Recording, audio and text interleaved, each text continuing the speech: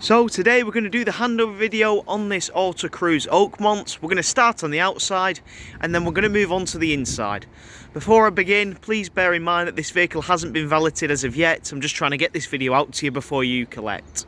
So firstly, if we come over to the passenger side, you'll notice behind this flap you've got your fill up point for your diesel. And opening up the passenger door, as you can see, you've got your bonnet release catch, which is just here. Pull that just to simply release the bonnet. With the bonnet open, the main things that you need to know underneath here is if you're ever going to jump start the vehicle.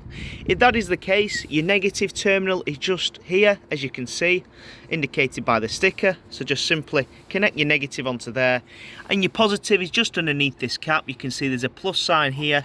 Flick this cap up and your positive just connects onto there. Just to point out a couple more things, you'll notice that you've got your brake disc fluid on this side, along with your engine coolant, your oil, which is below, along with your dipstick, your power steering fluid, and then right at the top you've got your washer fluid, which is in the corner there. Moving around to the side of the vehicle, you can see here you've got your fill-up point. So with this open, you can see that you've got two terminals at the bottom here. You've got one that says pump and one that says shower. So to fill up your fresh water tank, you'll need to connect the point into this pump area here. So for this, you've got two attachments. You've got this one here, and you've also got a normal hose pipe, which is just located in the back here. So when you're filling up, you've got two options. If you're on a smart site and if you wish to use an aqua roll, you can simply get an aqua roll, which is a fresh water tank in essence, which then this is, as you can see, a submersible pump that will go into the aqua roll and then simply connect this into here and allow the water to flow through into the vehicle to therefore fill up your fresh water tank. If you don't want to use that and you're on a normal site where you need to connect it up via a hose pipe, you've got the hose pipe which is in the back here. That is food grade, and that will allow you to connect to the hose pipe. It's got the same attachment on the end here, which can then connect into here, and again you can fill up your fresh water tank. So you've two options. If you're on a smart site or you want to use an aqua roll, you can use this device. Failing that, if you're on a normal site and you want to fill up via a hose pipe and just use a simple tap, you can use the other attachment. On the other side, as I say, it says shower here, and this is where you can plug in your external shower. Very similar to the other attachment, it just slots into there. Of course, that will only work when you have got your fresh water full, so just bear that in mind. But that simply clicks into there, and then you can start using the shower. You'll also notice above you've got this blue valve. You can actually remove this. In here is a filter for your water, so when you're filling up your water it does filter it through, and that will need changing. You'll notice that there are some dates on here. If you want, you can set this to the date as a reminder of when you then need to replace the filter. Now, I personally don't recommend drinking out of the fresh water tank. You can add purifying tablets in there to purify the water, but personally I'd only drink out of this if you're boiling the water. Other than that, just use bottled water. Obviously washing up and everything you're absolutely fine, but to physically drink out of, I recommend using bottled water. Next up, you've got your Alda heating vent. So this is in essence your chimney for the vehicle. It does get quite hot here, so don't hang anything on this area. And next up, as you can see, you've got your cassette. Before removing this, please ensure that the blade on the toilet is closed. And then all you need to do is simply lift this handle up and slide out. So with the cassette out, all you'll need to do to empty this is simply slide out the funnel like so, remove the grey cap, and using the orange button on the back, click that in. That will release an internal vacuum and will allow you to empty the entire contents of the cassette. Once you've done that, you can put your blue fluid or any chemical into the top here, push that back into the cassette and then tighten it up via the cap, push in the funnel and then simply lift up the cassette and stick it back into the vehicle. You'll also notice, before I put it back, that you have got this here.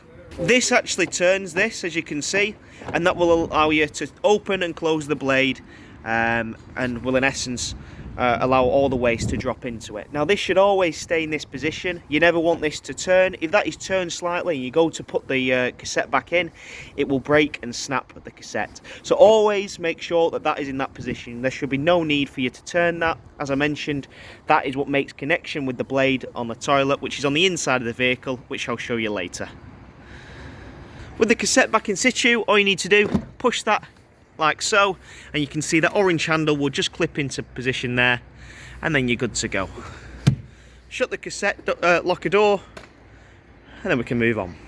So under the cassette and in between your heater valve, you'll notice that you've got your first drain down point, which is just here.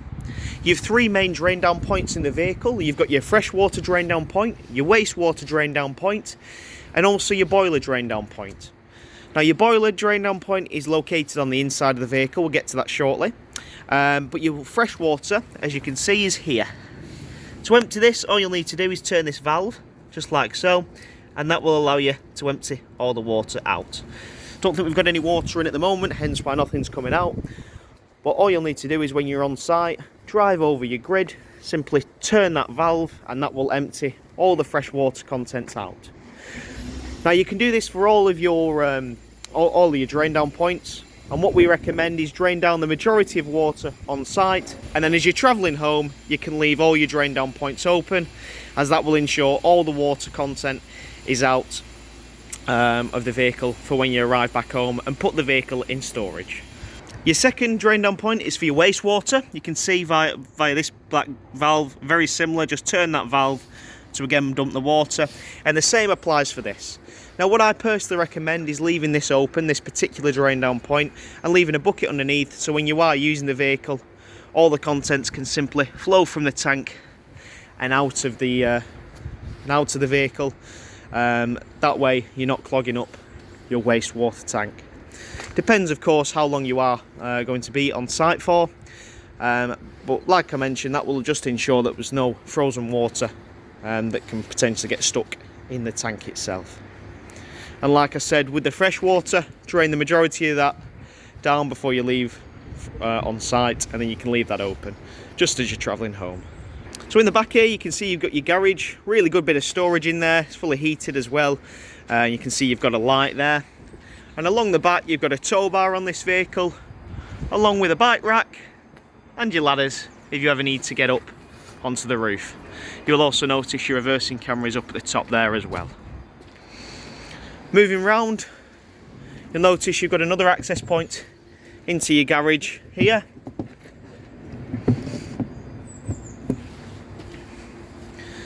And moving on, you can see that you've got your hookup point for your 230 volt electric. So when you're on site, as I've done here, just put your electric lead into there. That will power the vehicle with 230 volt, and then you're good to go. You'll also notice your fridge vents are on this side of the vehicle. If it is a hot day, what I personally recommend is pulling out the awning or just turning the vehicle around. Try and keep this area in shade, as that will allow the fridge to work a little bit more efficiently. You can also buy winter covers for these for when you are storing the vehicle. Before we move on to the inside, you'll also notice that you've got one final cabinet left, or locker rather. As you can see, it says LPG, and this is for your gas bottles. So your gas bottles are stored in here. You can fit 2 gas bottles in. You'll notice your regulator is this device here.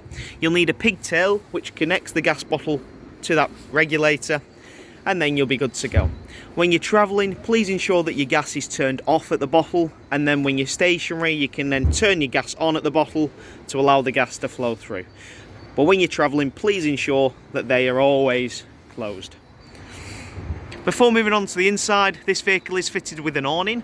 Now what I'll do is I'll send you a separate video that we've done on a slightly different vehicle but with a similar awning, showing you how to operate the awning and how it works. It's a Thule Omnister awning, this particular vehicle that this vehicle has. It's dead easy, simple to use, but one rule of thumb with the awning, if it is windy, don't use it, take it back in, because as you can imagine it's like having a big sail on the side of the vehicle. So if you do get any wind underneath there, it could potentially rip the awning and break the bracket, so just bear that in mind.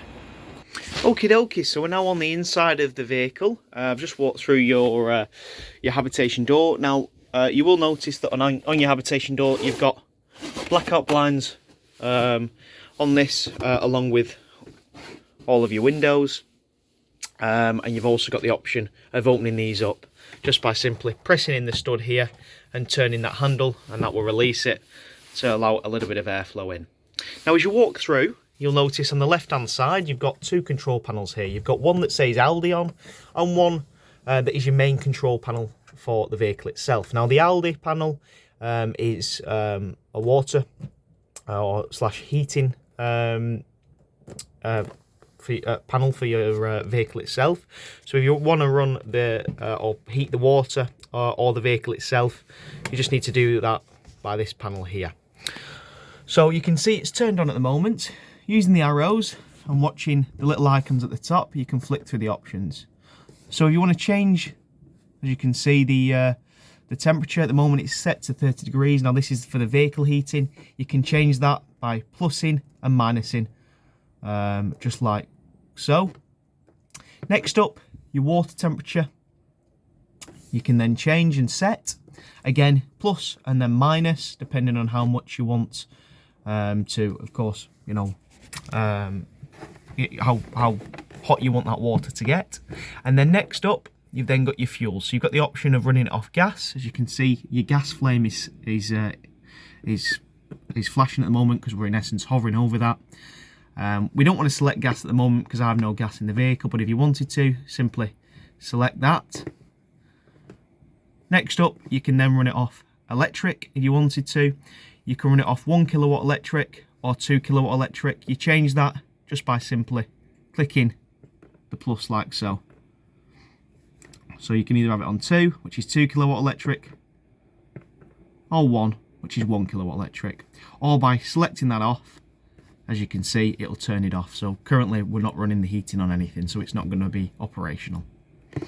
Next up, you then have the option of venting should you need to. You can see down here, you've got your settings panel should you ever need it. But it's dead simple, dead easy, this Aldi control system. All your options are up at the top.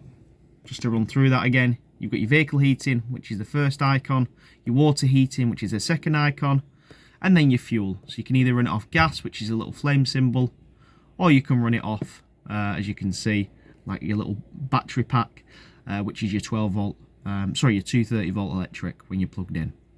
Now please bear in mind that if you are, for example, wild camping in the vehicle and you're not hooked up to electric, this panel will not work if you try to run it off electric, because this will only work off 230 volt.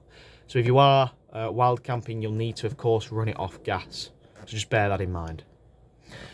And as I say, just to run through it, you've got these arrows to flick through the top and flick through your options. And then you've got on slash off or plus and minus, depending on what you want to select. If you want to change the temperature, you simply plus and minus. And if you want to select something, click on or off. If you're resetting the panel, if you get an error code, for example, you've got your main reset button here, which you can hold and reset. But speak to us if that ever happens, because we can advise you with our technicians on how to reset this panel correctly, providing it does, of course, need resetting. Now below, you've got your main control panel for the vehicle. You've got your main power button here. All you'll need to do to obviously turn this on is simply hold. As you can see, that has then turned off your lights. Hold that back on, and then your lights will activate. And that's your main master switch for everything. You can see it's actually just turned on your panel again. So that's your main master switch for everything. Now you can see that you've got your water levels up at the top. Fresh water tank level is on the left hand side. As you can see, we've no fresh water in at the moment. And then your wastewater tank at the moment, you can see we've got nothing in at the moment either. At the bottom, we've then got your habitation battery level, which is here. As you can see, the habitation area, or the motorhome of the vehicle, has been shaded in white to indicate that this is for the habitation or slash leisure battery voltage. At the moment, we're at maximum as we are plugged in. On the other side, you can see that this is for your cab, which is your vehicle battery. If I click that power button again, it will just show you that we're more or less right at the top for that as well. Now, if you want to get an idea of exactly how many volts the system is pulling, if you use this dial, this will allow you to go through the home screen and also view the amps and voltage of each of your batteries. And it just indicates here on the screen, you've got your leisure here and your vehicle here. As I say, you've got your settings panel in here, and that's if you ever need to reset anything and also adjust the language and brightness of the screen. But the main things that you need to know is, of course, what levels are what, and also your power on and power off. You've also got a little button here. This is for, as you can see, light bulb. So that's for your lights in the vehicle. And on the other side, you've got a little frost icon. This is a little tank heater for your wastewater tank. So if it is a cold weather, you can turn that on as your your wastewater rather is underslung from the vehicle. Now, as I mentioned outside, what I personally do with your wastewater is leave that tank open, as all the wastewater will ensure that it flows out and just drops into the bucket. The problem you have got with these tank heaters is they will of course heat the tank and stop it from freezing, but they will not heat the discharge pipe, which would result in the water, if it was obviously freezing conditions, from being stuck in the tank. So just bear that in mind. What I personally recommend is, instead of using this, just leave that tank open with a bucket underneath. Now finally, on this panel, you'll also notice you've got a little tap button. Click that. That is for your pump. Now obviously I'm not going to run it at the moment because we've no fresh water in the vehicle, but to run that, click that button, ensure that you've got water in the tank, and then you can come to your taps, including your shower, and then all you need to do is to turn it on and turn it to hot to begin with. What that will do is it'll pull water from the fresh water tank into the boiler and then out the tap. Do this for all your taps, as I mentioned. Now that'll start spluttering and spitting, and then when it's running steadily, you've primed your system for your hot water. Once you've done that, flick it over to cold and do the exact same, and as I mentioned, do this again on all your taps. Once you've done that, you are good to go. Everything will be running steadily, and you will have primed your system for your hot and cold water. Once you've done that, you can then leave your pump on, because the system's completely primed, and on each of your taps you've got something called the micro switch, which will activate and deactivate the pump whenever you need it. So just like your tap at home, it will turn on and off the pump whenever you need it to pull the water through. Just whilst we're on the topic of obviously water and priming as well, the reason why I often tell customers to prime the system on hot water first is that will, as I say, pull water through the boiler and out to your tap. If that's the first thing that you do on site, prime your water and pull it through to your boiler, when you turn your heating on for your water heating, because of course if you want that to work, you will of course need water in the system, it will ensure that that tank has got chance to start heating up for when you want your hot water. If it's the first thing that you do, by the time you've got ready, which will take about 30-40 minutes to heat up, that water will be completely heated up and be nice and ready to use. Obviously it's not instant hot water like you'd have in your home, so just bear that in mind. It will take a bit of going. So if that's the first thing that you do, prime your system and run that through the boiler, you'll be good to go. You've got to bear in mind as well is that process of pulling the water through the boiler will take a long time, or longer rather. It'll take a few minutes at least, because it's pulling at least 10 litres of water from the fresh water tank, then into the boiler and then out of the tap. The cold water will prime a little bit quicker, but with your hot water it will take a little bit longer because of that reason. One thing to mention as well is these lights here you can turn on and off on each side, but just bear in mind that these only are connected to your mains, so these will only turn on rather when you are connected to the mains point on the site. If you're wild camping and you're not plugged in, these will not work. These are strictly 230 volts. Now as you walk through the door as well, you'll notice that you've got two switches here. They're just for some lights on the inside of the vehicle, and you've also got your step button here, so you can click that button there, and that will retract your step should you need it to. Okie dokie, so just moving through to the front now, into the front lounge. As you can see, I've just dismantled this couch to the left here on the passenger side, just to show you where your fuse box is. So if you ever need to replace a fuse, you can see that you can do so via here. So if anything blows, anything trips, you can come to this point and check that your fuses haven't blown. What I'd personally recommend is just taking some or bringing some fuses from Halfords. They are just generic fuses, so if anything does ever trip, you can simply replace them. You'll also notice you've got your trip box, which is just here, your RCD breaker. So if the vehicle ever trips, you can come to this point as well, should you ever need to. And you can also see you've actually got some fridge cover vents, so what I made reference to on the outside. For storing the vehicle, you can stick these where them fridge vents are, and that will just protect them over the colder months. Before moving on, you'll also notice that in the floor you have got this indentation here. Just by removing that, you can see that you've got access to a tank. This is for your fresh water tank. Now, as I mentioned, there's no real reason that you'll need to ever access this unless you're cleaning it. If you want to do that, you can simply twist that that black cap off and stick in a purifying tablet should you need to. But as I say, draining it down is just all done from the outside of the vehicle. So on the other side of your bench seat, you can see that you've got your Aldi boiler, and also underneath here you've got your point for where your leisure battery is stored. Now, you don't need to access your leisure battery in particular unless you are, of course, replacing it, but you will do with your boiler. Now, this brings me on to your final drain down point, which is your boiler drain down point, as mentioned, on the outside of the vehicle. Your two others drain downs, your fresh water and your wastewater, are as shown on the outside, but your boiler is on the inside. To drain this down, it's a little bit difficult to show you on the video, but there is a yellow toggle here.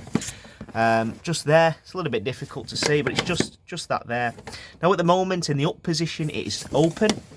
If I flick that down, you can see I've just flicked that yellow toggle down, and that closes the boiler. That will allow you to pull water through and, of course, to use the boiler. Now, if you're not using the vehicle, that needs to be up, so all the water drains down and you've not got any water in the tank, because potentially it could freeze.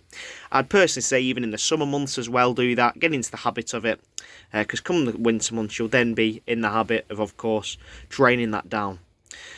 Now, once you've done that, you can then use the boiler, and as I say, flick that up to drain it. Now, if that is open and you go to obviously use it, you won't get any pressure, so your system won't prime. Water will start spurting out on the underside of the vehicle, so just bear that in mind, that when you're using the vehicle, that needs to be closed, and when you're not using the vehicle, it needs to be open. Just moving up temporarily from your lounge, you've got a really good bit of storage all the way around, but you'll notice that you've got your aerial, which is just located here. All you'll need to do to operate the aerial is simply unscrew this, push up the pole, and then tighten this into position to improve and better your range and signal from the aerial. And you've also got this little arm on the bottom, which will allow you to, if you wind that, allow you to tilt the head of the aerial, again just to improve your range. To turn this on, you've got a little switch underneath here, which will allow you to turn on and off the aerial. Sorry, it's on the other side. This is just, again, an option for your range, and you can see when it's glowing red, you are on. If you're wanting to connect that aerial up, it's all wired in. All you'll need is an aerial lead for your telly. That'll connect into there and go into your telly, and of course you can then power the telly up through the 3-pin plug or the 12-volt plug, and then you'll be good to go and ready to watch it. Now, this lounge area does of course turn into a bed. You do that by simply pulling the two slats together, and just like that, you can see, just pull them together, and then you can simply slide these seats forward to meet in the middle, and that will create a nice bed at the front. As you can see, I've just done that for you now. As you can see, it's a pretty good bed. You might just want a mattress topper if you are using this due to the contours of the seats. And just level it out. It creates a nice double bed for two. Now, next up, moving into the kitchen area, you can see you've got a microwave up at the top here. Just bear in mind that is a 230-volt microwave, so that will only work when you are plugged up to electric. Now, at the moment it will work because I'm obviously plugged in, But if I was to wild camp, if you wasn't to be plugged in, you was just running off gas and the leisure battery, that will not work. So just bear that in mind. We've spoken about, of course, priming your system, and you can see the hob is just here. You've got one electric ring along with 3 gas burners, and your oven and grill are just below. On the other side, you've got a really nice bit of storage in here, and also your fridge is just located here. Now to turn this on, I'll just come round now for you. You can see you've got a little power button there. Turn that on, and you can see that will power up the fridge, so you're ready to go. Now this is a 3-way fridge, which means there's 3 ways to power it. So you can either run it off 12 volt, your leisure battery in essence. You can run it off your 230 volt electric, or you can run it off your gas. And it depends on, of course, the situation in which you are using the vehicle. So when you're travelling, you can run this system off your 12 volt leisure battery, because as you're travelling, you've got a built-in alternator which will send power from your vehicle engine battery to your leisure battery, which will power the fridge. When you're wild camping, you can run it off your gas, and when you are, of course, hooked up on site, you can run it off 230 volt electric. A lot of people think when they're wild camping they can run this fridge off the 12 volt leisure battery. However, that is not the case. If it was, it would simply sap all the battery of all of its energy and power, leaving you with not enough. So if you are stationary, you can only use this off your gas if you're not plugged in. And then when you're travelling, you can run it, of course, off your 12 volt. Now if you want to flick through the options, as you can see, click this button here. You can run it off your 12 volt, off your gas, or off your hookup. I'm going to select it onto auto. Now what this will mean is it will automatically select whichever fuel you've got. So leave that on auto, and whatever fuel you've got, it will automatically select for you. Now if you've no fuel whatsoever, you're stationary, you've no gas, and you're not hooked up, it will automatically set it to gas as a default. But as I say, if you have got one of those things working, it will automatically select whatever you have got. On the other side as well, clicking that button, you can change the temperature of the fridge should you need to. Now in the fridge, you've got your fridge obviously below, and then a freezer up at the top. This fridge does a fantastic job at maintaining the temperature of things.